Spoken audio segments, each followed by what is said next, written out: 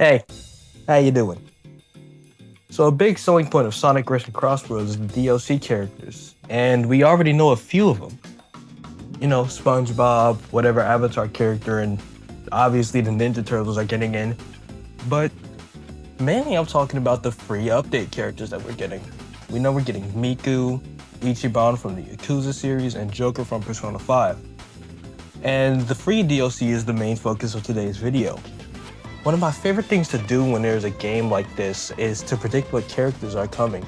But before we start, I want to set a little ground rule. The free update characters seem to be all Sega characters for now, besides Miku. But Sega and Miku are pretty closely tied together because Sega has worked on her games in the past, like Project Diva. So for now, that's the only rule.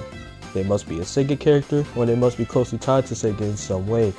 It seems to be the only criteria that they have right now, so unless I decide to place rules on personal judgments later, then that's what we're going with. Oh yeah, these aren't in order, by the way. But to start us off, I'm like 90% sure Tangle and Whisper are gonna be in the game. I don't know why. It's a little gut feeling. That's my first prediction, and the only two Sonic characters on this list. Tangle and Whisper, because the IDW comics are canon to the games, and they have to make their debut in the games eventually. And I think Crossroads would be a fine opportunity for them to make their first appearance. Alright, for the first newcomer and non-Sonic character, I'm gonna throw y'all a little curveball. Some of y'all might expect it, but I'm thinking Bayonetta. I'm thinking Bayonetta makes her racing game debut in Crossroads. Because she's one of the few bigger Sega characters that haven't. We've had classic characters like Beat, Ooh La La.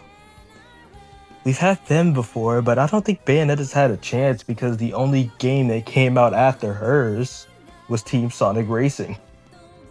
I'm mainly thinking her Bayonetta 3 design, but I'm pretty fine with any of the other two.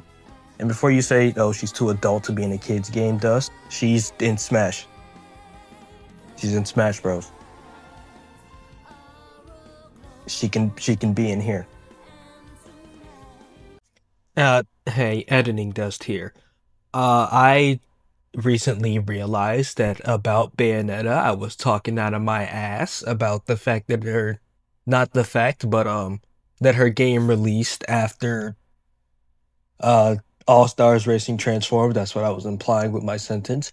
No, I'm a dumbass. It came out before even the first All Stars Racing, so that's my fault. But yeah, Sega, put her fine ass in Crossworlds, please. Oh yeah, before you ask, she is owned by Sega, not Nintendo. Well, I know a few people get confused by that. New rule. I'm limiting myself to 3 veteran characters in the Sonic Racing series, and I'm gonna lump them all in right here. You cool with that? Cool. I'm thinking Amigo, Ai, and Knights are gonna be the ones to return. Mainly Monkey Ball has gotten a lot of traction recently in the past few years. Sega has been putting a lot more attention onto that franchise, and for good reason. Monkey Ball is goated. Amigo has gotten a new game recently with Samba de Amigo Party Central, and I think his design from that game should be the one used because it goes insanely hard. I love those pants. Please give me those pants, Sega. And Knights is reaching its 30th anniversary soon? Next year. It just had its 29th anniversary, and I think that would be a great way of celebrating, putting Knights in Crossworlds, putting them in the game. Hopefully, it's not the way they did it in Transformed. Please don't go the Transformed route. Anyways, if you're wondering why I'm not picking someone like B, Ooh La La, B, Joe, I think it's because those 3 series are like dead in the water. And as much as I want Beat and Ooh La La and BD Joe, I don't see it happening. I I think Beat is pretty likely, maybe, and that's a very strong maybe. Only because Sega's working on a new Jet Set Radio, and they could debut that design in this game, but I don't see it happening. I'd like it, but this isn't a prediction based on my personal preferences. If you've been keeping count, that's 9 characters. So we got one more spot to fill for the free DLC. And if I'm being completely honest, I had trouble with this. I thought about this for like 5 minutes. Then I remembered Streets of Rage exists, and a Streets of Rage character hasn't been in one of these yet. So Axel Stone. Just throw in Axel Stone. That's all I got. I like Streets of Rage.